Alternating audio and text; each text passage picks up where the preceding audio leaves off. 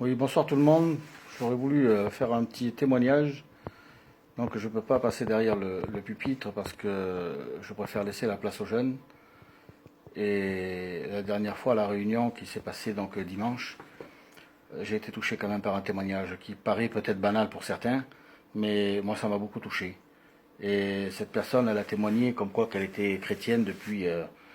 enfin, il a témoigné comme quoi qu'il était chrétien depuis un certain moment, mais qu'il était aveuglé en croyant qu'il était mieux que les autres. Et il ne comprenait pas pourquoi il n'était pas béni.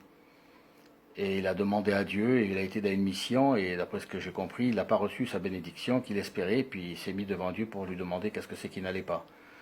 Et en fait, le Seigneur lui a fait comprendre, bon, il y avait des attachements que lui, il avait personnellement, mais surtout, c'est aussi qu'il n'était pas dans le plan de Dieu, parce qu'il était voilé par des idées qu'il avait en croyant que la vie chrétienne, c'était ce que lui, il vivait.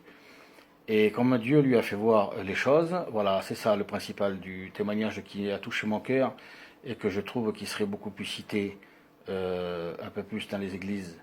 C'est que les personnes qui viennent vous visiter et qui viennent vous parler du mal ou du pasteur ou du chrétien, eh bien cette personne-là elle a pris la décision de dire qu'elle les stopperait et elle leur dirait de partir de chez eux si c'est pour venir témoigner mal contre son prochain. Eh bien, je trouve que c'est un beau témoignage. Je trouve que c'est courageux de le dire derrière un pupitre devant tous les frères et sœurs et je trouve que c'est un très très beau témoignage. Moi je me cite en premier parce que qui ne parle pas mal et ça nous arrive du moins de discuter et de dire des choses qu'il ne faut pas sur un frère ou une sœur, tout en discutant, on s'en aperçoit pas. Mais ce qu'il a dit le frère, c'est une mise au point que le Seigneur lui a fait comprendre que pour recevoir des bénédictions, il faut avoir accès au Saint-Esprit. Et j'ai compris que le Saint-Esprit n'était pas accessible si on ne dit pas du bien sur son frère ou sur sa sœur. Malgré qu'il y a des frères et sœurs qui font des choses qu'il ne faut pas, ben vaut mieux plutôt les avertir que plutôt de parler derrière eux.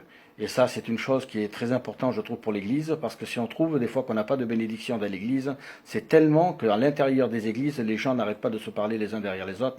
Et moi, le premier, ça m'arrive. Donc, j'accuse personne et je ne juge personne.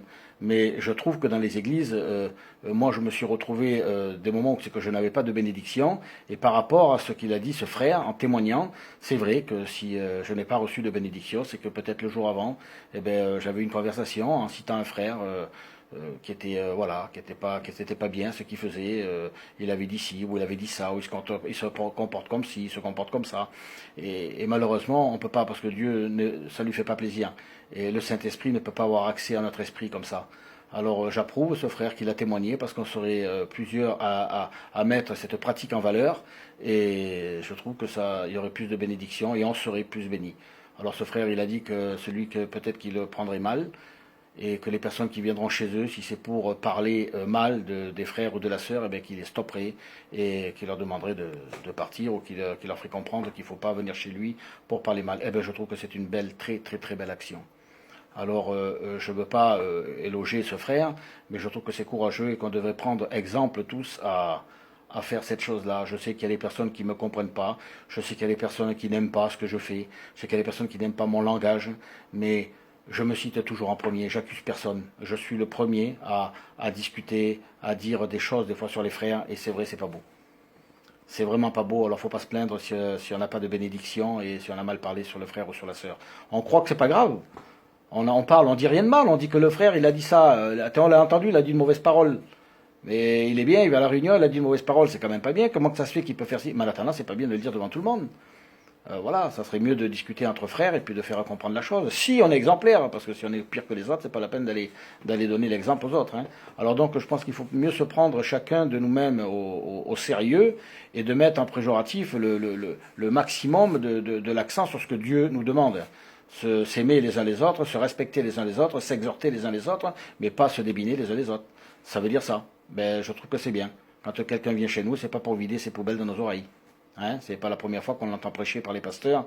Et donc, voilà, on préfère s'exhorter, se prier ensemble, louer Dieu.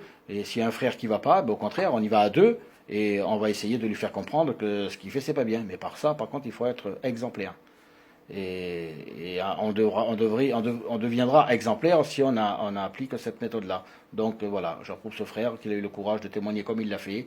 Dieu l'a béni, Dieu lui a fait comprendre, et bien il devrait nous faire comprendre parce que ce mot il devait être dit dans l'église et il m'a touché mon cœur à moi en premier, puis j'espère qu'il a touché le cœur de beaucoup de personnes et qu'on puisse suivre l'exemple. Voilà, que Dieu vous bénisse.